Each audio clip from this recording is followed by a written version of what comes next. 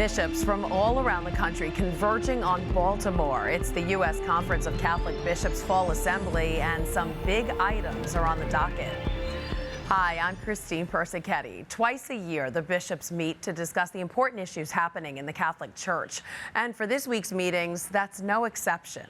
The bishops will give updates on two important campaigns happening right now. The Synod on Synodality, which just wrapped up its first global meeting in Rome, and the National Eucharistic Revival. Also, ahead of the election year, the bishops are set to add to their voting guide for Catholics.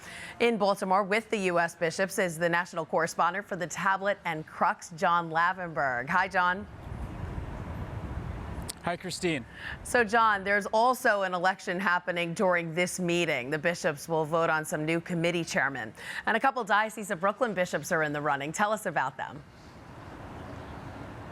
That's right, Christine. So Bishop Robert Brennan and Bishop James Massa, the auxiliary bishop for the Diocese of Brooklyn, were both nominated by their peers to lead different committees. Bishop Brennan for the Committee on Cultural Diversity in the Church, and Bishop Massa on the Doctrine Committee, which handles different theological issues and offers guidance to Catholics. For example, they were the ones that put together the Eucharistic document a few years ago.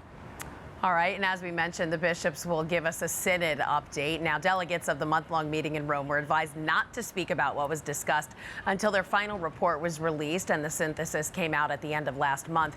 Do you think we'll learn more about their discussions at this assembly? I'm not sure we'll necessarily hear more about the specifics of those conversations because most of the bishops weren't there at the synod. They will likely just give a general overview as they did in different press conferences while they were there. But what I'm interested to see is how they relate what they discussed over there to the U.S. process for the synod, how process in different countries went, what their takeaways were, how they differed, different things of that nature. Okay, and we're also getting an update on the Eucharistic Revival. John, you've been reporting on this nationwide campaign. What more can we expect to find out from the bishops in Baltimore? I think the biggest thing that we're going to find out about the National Eucharistic Revival, and specifically the National Eucharistic Congress this week, is how many tickets have sold and how close the bishops are to that goal of filling Lucas Oil Stadium in Indianapolis with 80,000 Catholics. They've said so far that they're on their way to meeting that goal, so I anticipate that they'll give similar information here, that they're well on their way to getting towards that goal, and they're looking forward to hosting the event. Yep, and it should be a really exciting event. John Lavenberg, the national correspondent for the Tablet and Crux, thanks for joining us, and we'll catch up with you again tomorrow. Thank you, Christine.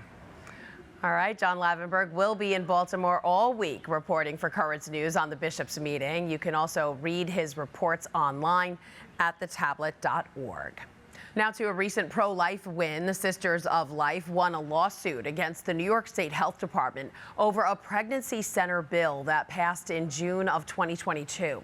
The law created a task force to study and report on the impact of so-called limited service pregnancy centers, facilities that advocate for women to continue their pregnancy, like one in Manhattan run by the Sisters of Life. Now, thanks to this win, the nuns are exempt from that probe.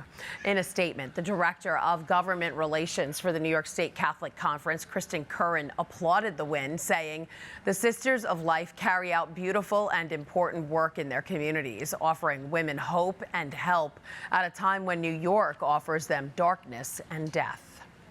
As New York City continues to struggle with a migrant crisis, one group of new arrivals refused to stay at one of its housing sites.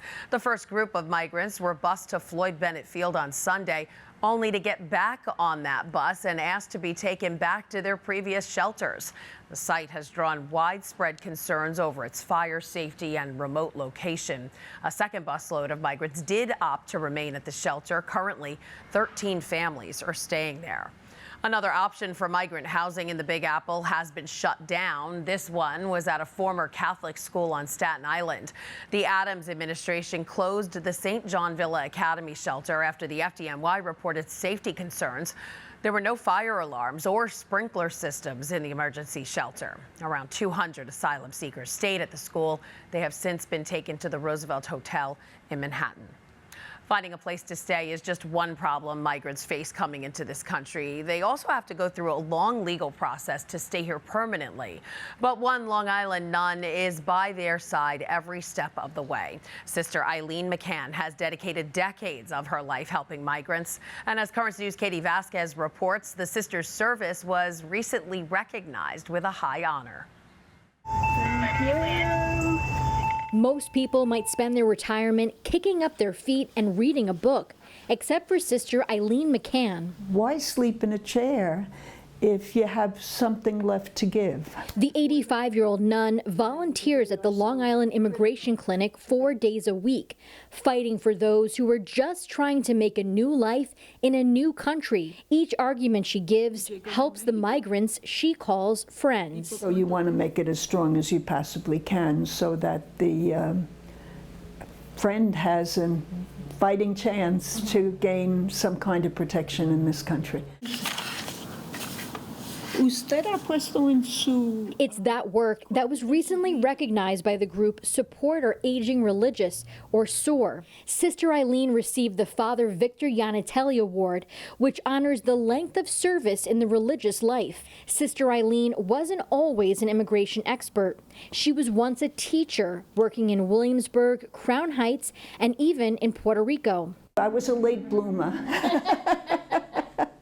I was in my 50s when I studied law. Despite the late start, she spent the last 20 years helping the country's newest arrivals. She says it's some of the most fulfilling work she's ever done. It's so moving.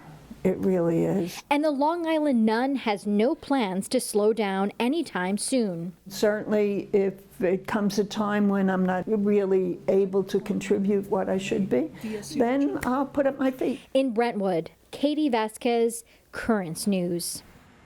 Congrats to Sister Eileen. And that is this Currents News update. I'm Christine Persichetti. Thank you for joining us because we are putting your faith in the news. Hope to see you again next time.